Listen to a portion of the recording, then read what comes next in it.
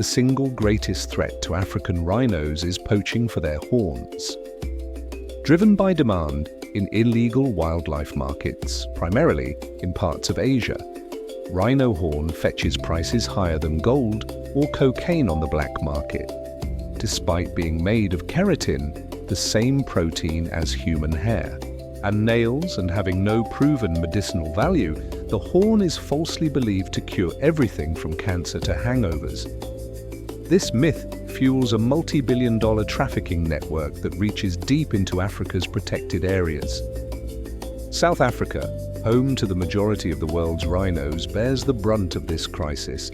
Poachers, often armed with military-grade weapons, infiltrate national parks under cover of night, darting or shooting rhinos and hacking off their horns with brutal efficiency.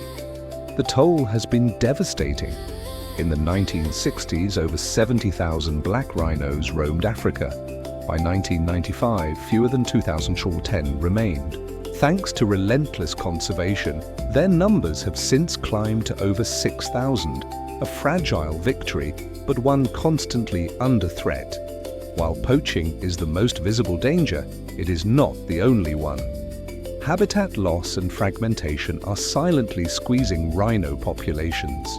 As human settlements expand, farms encroach, and roads cut through wilderness, rhinos lose the space they need to roam, feed, and breed. Climate change adds another layer of pressure. Droughts dry up waterholes, reduce vegetation, and force rhinos into closer contact with humans, increasing conflict and vulnerability. Even within protected areas, small, isolated populations face genetic bottlenecks, reducing their resilience to disease and environmental change. Without genetic diversity, long-term survival is at risk. Yet, all is not lost. Across Africa, a coalition of rangers, scientists, communities, and governments is fighting back. In Kenya, innovative strategies like dehorning, safely removing the horn to deter poachers, 24/7 armed patrols and canine anti-poaching units have led to significant conservation successes. Technology is also on the front lines. Drones, thermal imaging, and GPS tracking allow rangers to monitor rhinos in real time. Some conservationists even inject dye and toxins into horns, harmless to the rhino, but rendering the horn useless and detectable if sold. Crucially, community-based conservation is proving vital. When local people benefit from tourism and conservation jobs, they become the rhino's strongest allies, not its enemies. International cooperation is also key. Organizations like IFAW and WWF work to dismantle trafficking networks and reduce demand through education in consumer countries.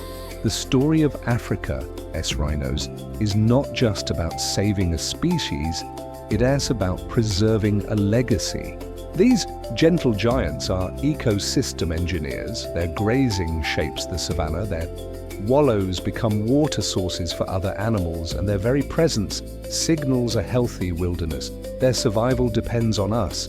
As long as there is demand for their horns, they will be hunted. But as long as there are guardians willing to stand in the line of fire, there is hope. In the quiet moments before dawn, when a rhino mother nudges her calf across the dew-covered grass, we are reminded, this is a world worth protecting.